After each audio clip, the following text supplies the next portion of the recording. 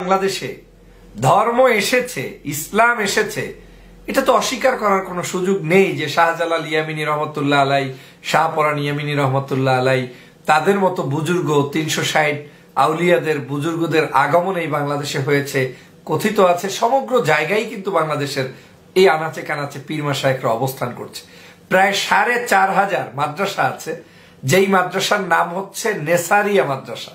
নেসারিয়া মাদ্রাসা মানে হচ্ছে এই নেসারিয়া নামের যত মাদ্রাসা দেখবেন, নেসারিয়া কামেল মাদ্রাসা, নেসারিয়া মাদ্রাসা, নেসারিয়া হাফিজি মাদ্রাসা, বিশেষ করে আলিয়া মাদ্রাসার ক্ষেত্রে সবগুলো হচ্ছে সারসিনা নামক যে দরবার শরীফ রয়েছে, বিখ্যাত একটি দরবার। এই দরবারের পীরে কামেল শাহ নেসার উদ্দিন রহমতুল্লাহ আলাই মরহুম দাদা হুজুর, তার নামে প্রতিষ্ঠিত। কত ত্যাগ তিনি করেছেন, আপনি অবাক হয়ে যাবেন।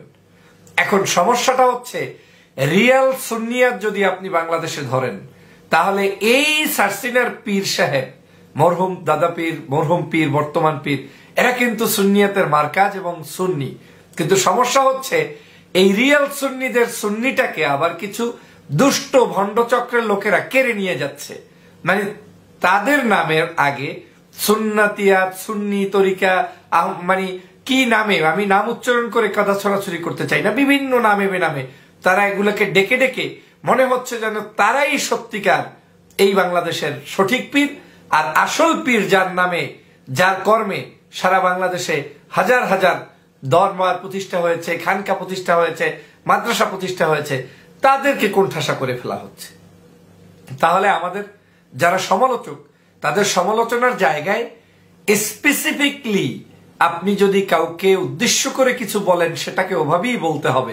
না হয় ধরে নেওয়া হবে যে আপনি মনে হয় এই বক্তব্য কিংবা গান কিংবা আলোচনা দিয়ে এই ধরনের ভালো মানুষদেরকেও মিন করে ফেলছেন কিনা। যদি সেটা মিন করা হয় তাহলে নিতান্তই ভুল হবে। আমি আমার জায়গা থেকে, অভিজ্ঞতা থেকে এবং আমার ব্যক্তি জ্ঞান থেকে আপনাদেরকে এই কথাটা বললাম।